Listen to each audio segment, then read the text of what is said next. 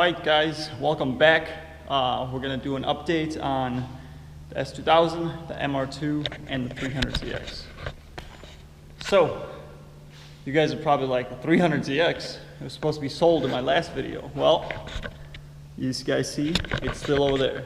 So, what happened with the 300ZX? The person came to buy it, they brought their wife, and they live in an apartment, so it's really hard for them to work on the car. And when he saw the car, he's like, this thing is a little bit more of a project. I mean, it drives, it runs and drives, but it still needs some finishing work. He's like, it's a little bit more of a project than I expected. I can't really work on this car in my apartment, they don't allow it, so I have to pass on it. But while he was here, he loved that IS300 that I had and the manual TSX. So both manual cars he decided to buy instead of this.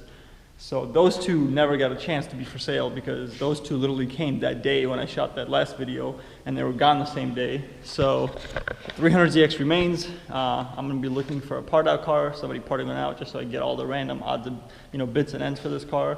So it is staying, unless somebody wants it as is. Like I said, I'm on the hunt for a chassis or whatever, just to take a little stuff, seats, fog lights, the cover, just random things.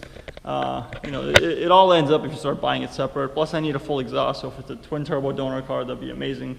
So anyway, 300ZX here. The MR2, finally apart, as you guys remember in the last video. It had that noise on startup that they dubbed major engine defect. Like I said, I definitely didn't think it was the major engine defect, and I'm pretty sure we're right. So, what was happening with the MR2? Well, the exhaust manifold is off. You guys can see the turbo's there, the manifold's off. You see it's missing one stud, one was stripped. And what happened, I think, is the manifold got warped from that. So, I took the manifold to the machine shop. I had it machined flat. I got new studs to install. There's 2 new studs, a bunch of new bolts, new turbo manifold gasket, brand new nuts, valve cover gasket, because the valve cover gasket is seeping, exhaust manifold gasket, just random gaskets obviously. So we're going to put all the gaskets back on, put the turbo manifold back on, change the valve cover, just to make sure everything's kind of good. So hopefully it fixes the car, and for you guys, you're not going to have to wait to see if it fixes the car, because movie magic, we're going to turn a couple of wrenches, and voila. And now it's all together. Let's start this thing up. The noise is completely gone. Excuse me if it's dark.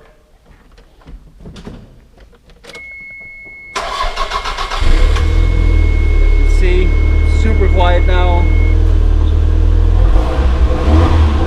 No more tick, no more rattle, no more knock, whatever you want to call it. So, MR2 is fixed.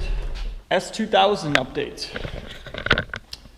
So, here's the S2k all apart. The head's off the car. So, initially, like I told you guys, the timing chain has snapped. I did a compression test on a weak battery, very weak battery, and I jumped that battery, and the numbers were kind of low. So I don't know if it wasn't getting enough power or not. So I figured compression numbers are low. With the cams out, that means my valves are all bent. Well, I took off my head,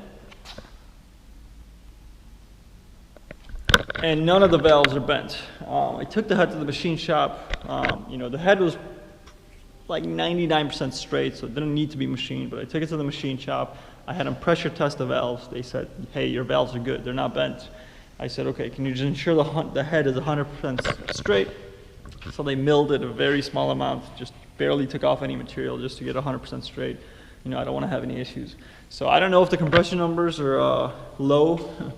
Because my battery was weak, it would make sense because they were low on every cylinder. Because the actual cylinders on this car look fantastic. I don't know if you guys can tell, but they're all in good shape, especially for 200,000 miles. And the head is very clean for 200,000 miles. So, S2000, I got a new timing chain kit, the head, all new gaskets obviously.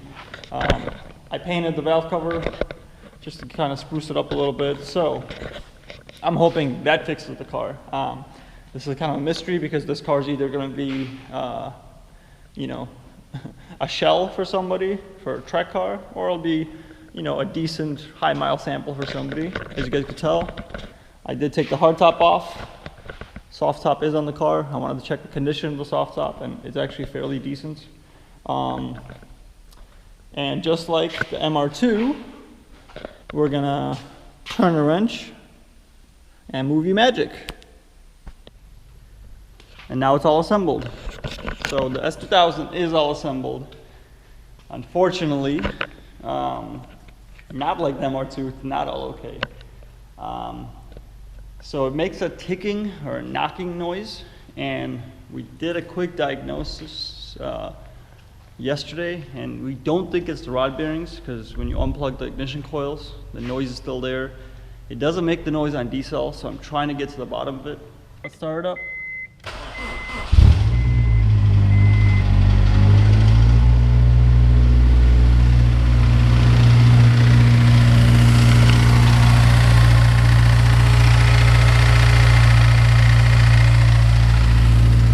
Hear that. I'm gonna let it idle a little bit. Let me rev it.